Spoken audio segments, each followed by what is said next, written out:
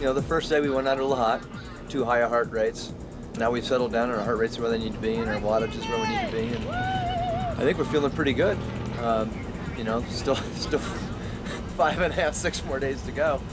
Due to our fast start, we're pretty well placed in the race. I think we're in 4th place. We're duking it out with another team that they pass us, we pass them, and that's been going on for probably 18 hours.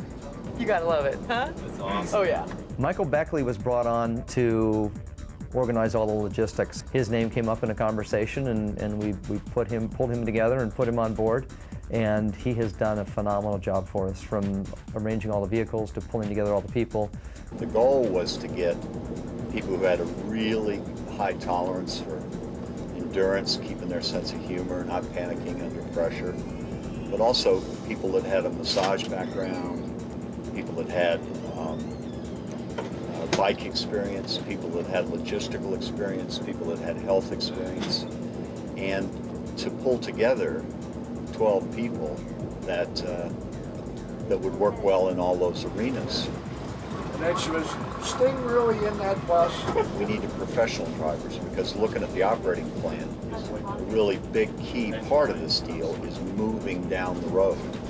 And having done rock and roll for all those years, there are no better drivers than the rock and roll drivers. They don't mind driving all night to get to a gig. Or do you want me to keep going?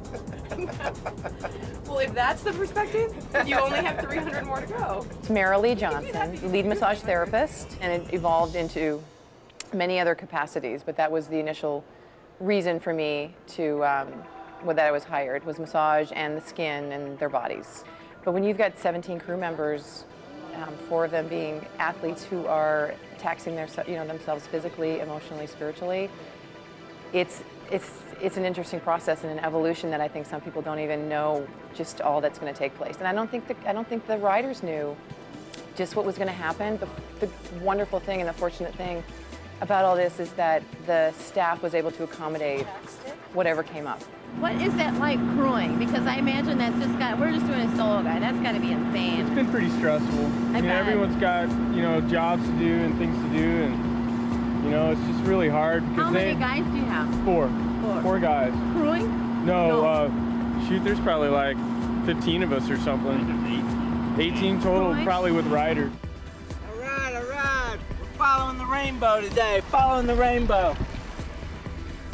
Are you responsible for like a certain person, or are you? We do shifts, like 12 to 12. Basically, we break them up into 2 shifts, and then there are 5 people on, 5 people off. And then you have a SAG car that drops them off, but like kind of yeah, does we that have a rotation? shuttle car, and then 2 follow vehicles, basically. Oh, so it's a pretty big operation, almost too big, but it works out well. My name is Taro Smith. I'm the assistant crew chief and physiologist for this team. I was really coming into this. I went to an adventure, and I don't know, I've never really just driven across the country before.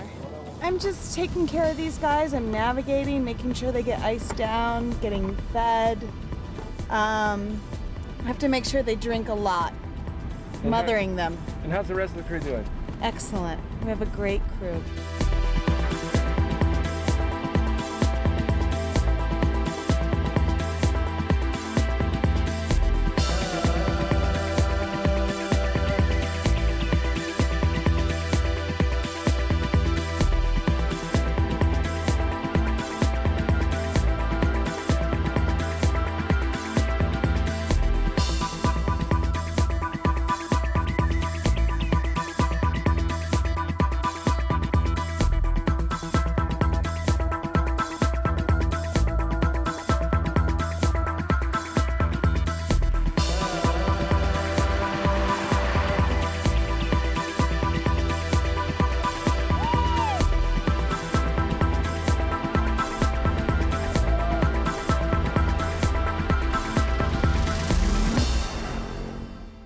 One of our riders is sick, I guess. I'm going to guess that it's Shannon just from what I've seen, but I can't be positive.